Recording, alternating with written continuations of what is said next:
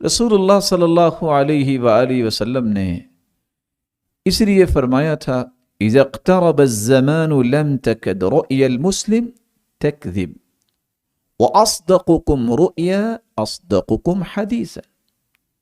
صحیح مسلم کی روایت ہے 2263. قیامت کے نزدیک ہوگا کیا؟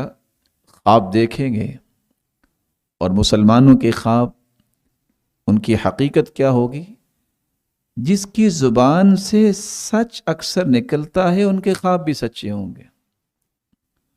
لیکن وَرُؤْيَ الْمُسْلِمِ جُزْءٌ مِّنْ 45 جُزْءً مِّنَ النُّبُوَّةِ، ایک مسلمان کے خواب یہ نبوت کا 45واں حصہ ہے.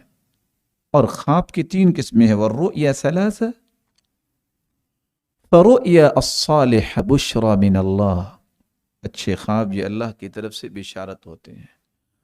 وَرُؤْيَا تَحْزِينٌ مِّنَ الشَّيْطَانِ، اور غمگین قسم کے خواب یہ شیطان کی طرف سے ہوتے ہیں. وَرُؤْيَا مِمَّا يُحَدِّثُ الْمَرْءُ نَفْسَهُ، اور خواب کی تیسری قسم یہ ہے کہ انسان نے جو کچھ صبح بات کی ہوتی ہے، سوچا ہوتا ہے، وہی رات کو عود کر کے اس کے تخیلات میں آ جاتی. فَإِن رَأَى أَحَدُكُم مَّا يَكْرَهُ فَإِن رَأَى أَحَدُكُم مَّا يَكْرَهُ فَلْيَقُمْ فَلْيُصَلِّ وَلَا يُحَدِّثْ بِهَا النَّاسَ.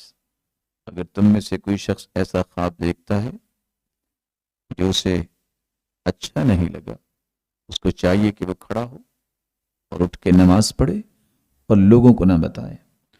اور رسول اللہ صلی اللہ علیہ وآلہ وسلم نے ایک دوسری حدیث میں اس بات کی بھی رہنمائی پیش کی ہے کہ اگر اچھا خواب بھی آتا ہے تو وہ بھی آپ کسی ایسے شخص کو بتاؤ جو آپ کا خیر خواہ ہے، جو آپ سے سچی محبت کرنے والا ہے.